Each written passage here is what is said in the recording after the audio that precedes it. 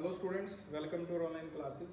बेटा आज हम इलेक्ट्रोस्टैटिक्स में एक न्यूमेरिकल करेंगे जो कि बेस्ड है कॉम्बिनेशन पर, और आप इसमें इक्विवेलेंट कैपेसिटेंस भी निकालेंगे। तो कॉम्बिनेशन का काफ़ी अच्छा टॉपिक है और काफ़ी अच्छा न्यूमेरिकल है बेटा ये, जिसको हम स्टार्ट करेंगे।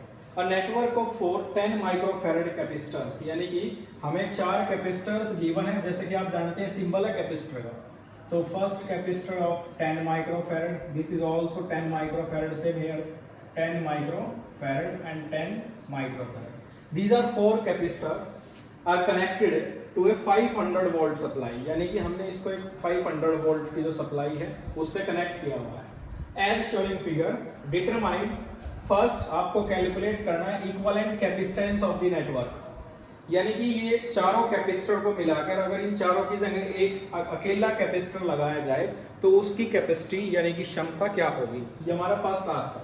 और सेकंड है चार्ज ऑन ईच कैपेसिटर। इस कॉम्बिनेशन में जैसे ये चारों कैपेसिटर अरेंज किए हैं, चारों के पास जो चार्ज होगा उसकी क्या वैल्यू होगी, ये हमें कैलकुलेट करना है।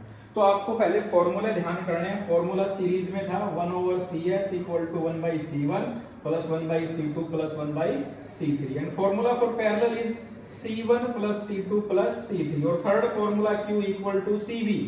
इन तीनों फॉर्मूले का यूज करना है।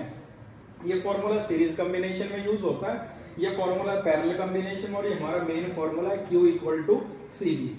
तो अब देखते हैं बेटा, जैसे इस साइड को हम पॉजिटिव करेंगे तो ये हमारा जो कैपेसिटर है पॉजिटिव चार्ज होगा, ये भी पॉजिटिव चार्ज होगा, और दूसरी साइड पे चार्ज होगा नेगेटिव, और कैपेसिटर की इस प्लेट पर चार्ज कैसा होगा, पॉजिटिव, यहाँ नेगेटिव, और यहाँ जो चार्ज होगा पॉजिटिव और इस तरफ होगा नेगेटिव। जैसे इस सेक्शन का मैं यहाँ पर नाम रख रहा हूँ A और B। मैं आपको एक सिंपल मेथड बता रहा हूँ जिसे आप जंक्शन या नोड मेथड बोल सकते हैं। जैसे हम किसी भी एक सिरे से, बैटरी का जो सिरा होगा वहां से आपको चलना शुरू करना, और यहाँ जैसे एक जॉइंट मिला है, इसको A मार्क किया हमने, फिर हम यहाँ चल रहे हैं, यहाँ पे करंट के या चार्ज के 2 रास्ते नहीं, एक ही रास्ता, तो हमें उसे मार्क नहीं करना है, याद रखना है, उसे मार्क नहीं करना है। यहाँ जो चार्ज आ रहा है वो इस तरफ और इस तरफ जा सकता है, जहाँ 2 रास्ते हैं वहां आपको मार्क करना है। फिर हम यहाँ पहुंच गए इस पॉइंट पर, यहाँ भी कोई 2 रास्ते नहीं है, चार्ज जा रहा है सीधा आगे जा रहा है, यहाँ पर फिर 2 रास्ते हैं बेटा, तो आपको उसको मार्क करना है। तो आप जैसे 2 पॉइंट मार्क करेंगे ना, इन दोनों के बीच में जितने भी कैपेसिटर लगे होंगे वो सीरीज में होंगे। आप अगर ऐसे करेंगे तो आप इन अगर A और B को उठाकर स्टेट करेंगे तो all 3 capacitor are arranged in series, so we use this formula.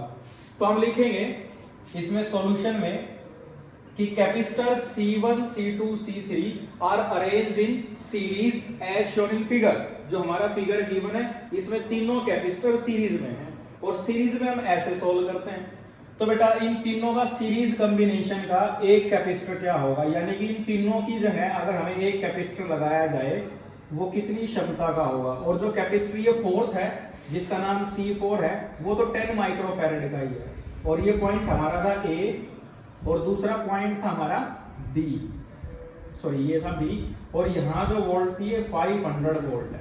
इसका नाम हम CS लिख लेते हैं, CS यानी कि सीरीज में तीनों का इक्विवेलेंट।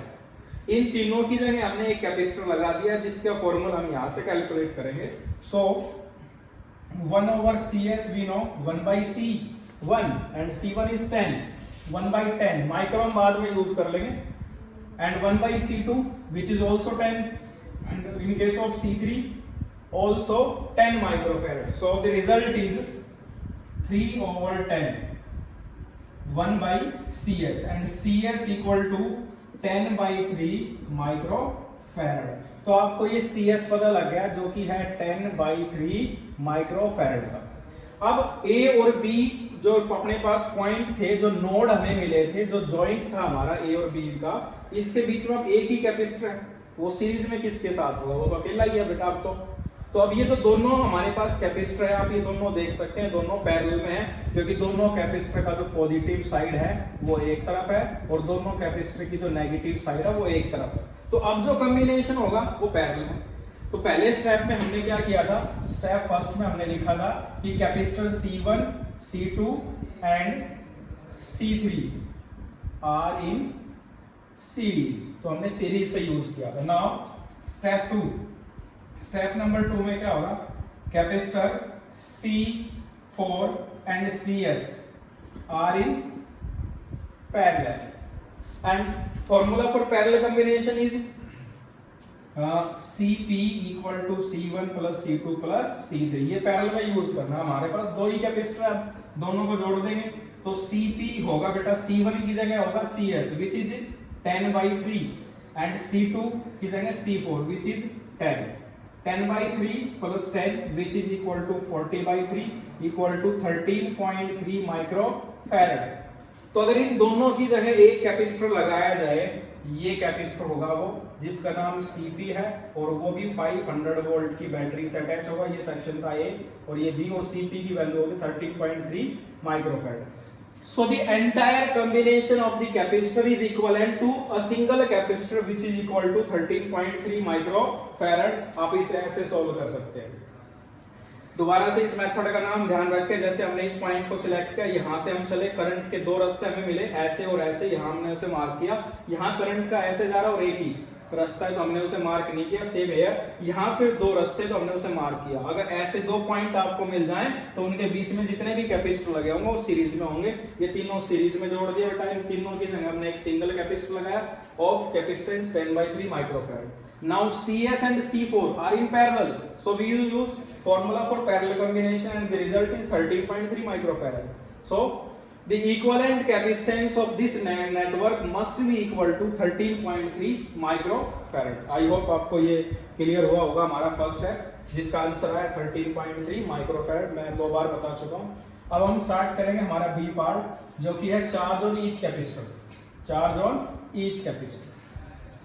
तो चार्ज के लिए हमें जो फॉर्मूला यूज करना होगा वो ये वाला फॉर्मूला यूज करना है, Q इक्वल टू C। इसी से चार्ज आ रहा है। बट आपको एक चीज ध्यान रखनी है कि पैरेलल कॉम्बिनेशन में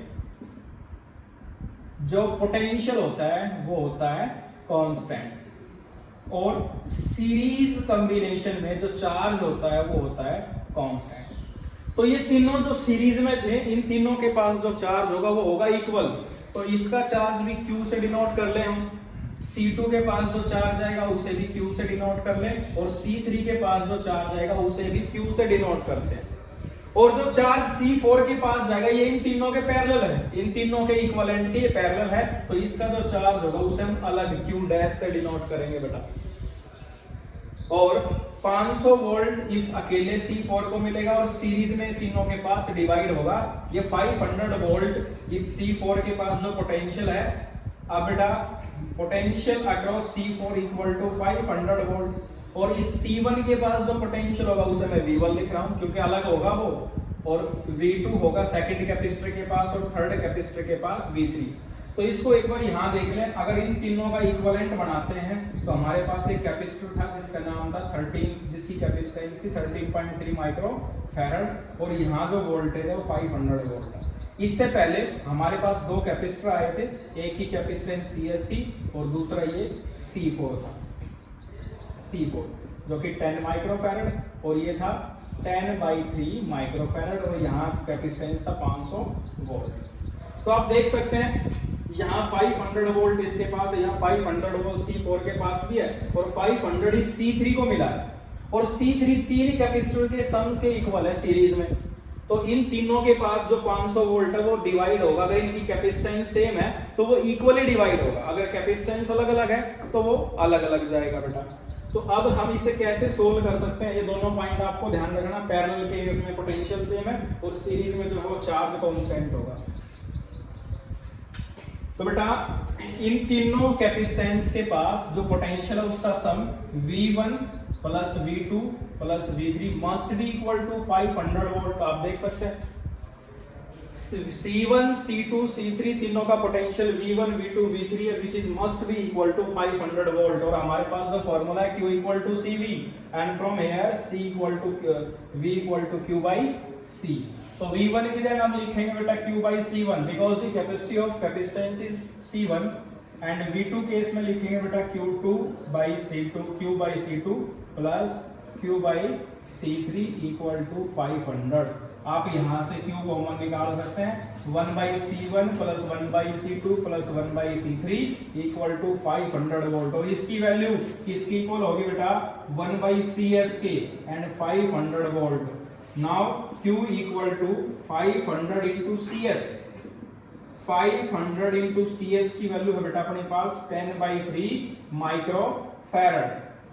और ये 500 जो है वो वोल्ट में है, तो हमारा जो आंसर आ जाएगा वो होगा 5000 divided by 3 into 10 to power -6। और जो चार्ज है इसकी यूनिट होगी कूलम। तो आप इसे सोल्व कर सकते हैं, आप इसे लिख सकते हैं Q equal to 5/3 into 10 to power -3 coulomb. ये हमारे पास जो चार्ज है ये C1 कैपेसिटर का है, C2 कैपेसिटर का है और C3 का। तीनों का चार्ज सेम है because all three capacitors C1, C2 and C3 are arranged in series, that's why charge across C1, C2, C3 remains same. तो दोबारा से देखिए बेटा कैसे किया हमने। टोटल जो पोटेंशियल है, ये जो कॉम्बिनेशन है, ये तीनों C1, C2 इस कैपेसिटर C4 के साथ पैरेलल में है। अगर इन तीनों का जो पोटेंशियल टोटल 500 है तो इन तीनों के पास इक्वली डिवाइड होगा। यहाँ V1, V2 और V3 और ये सम होगा 500 के इक्वल। और V1 की वैल्यू यहाँ से Q/C1, Q/C2, Q/C3, Q common निकाल लिया क्योंकि चार्ज सेम है बेटा, और हमने Q निकाल लिया। अब हमें सिर्फ चार्ज चाहिए इस कैपेसिटर का जो कि C4 है, और इसके केस में हमें पोटेंशियल भी पता है और इसकी कैपेसिटेंस भी पता है। We can calculate charge easily by using the formula Q equal to CV। So Q equal to C4 into V which is equal to C4 है बेटा 10 microfarad and V is 500 volt. So answer is 5000 microcoulomb, or we can write this 5 into 10 to power 3 coulomb or 5 millicoulomb, and this one is 5/3 millicoulomb. तो बेटा जो charge है हमारे पास, जैसे हमने equivalent capacity निकाली थी नेटवर्क की, तो हमारा जो आंसर था 40/3 13.33 माइक्रोफैरड, और जो चार्ज निकाला है C1, C2, C3 वो इक्वल है 5/3 इंटू 10 टू पावर -3, और जो चार्ज है C4 का दैट इज 5 माइक्रोकूलम, ये 5/3 माइक्रोकूलम। तो बेटा ऐसे और भी न्यूमेरिकल्स गिवन होंगे जिसमें आप सीरीज पैरेलल की प्रैक्टिस कीजिए बेटा, कॉम्बिनेशन की, और चार्ज की भी प्रैक्टिस कीजिए कैलकुलेट करने की। कुछ फॉर्मूले में एनर्जी भी गिवन है तो आप एनर्जी भी कैलकुलेट कीजिएगा।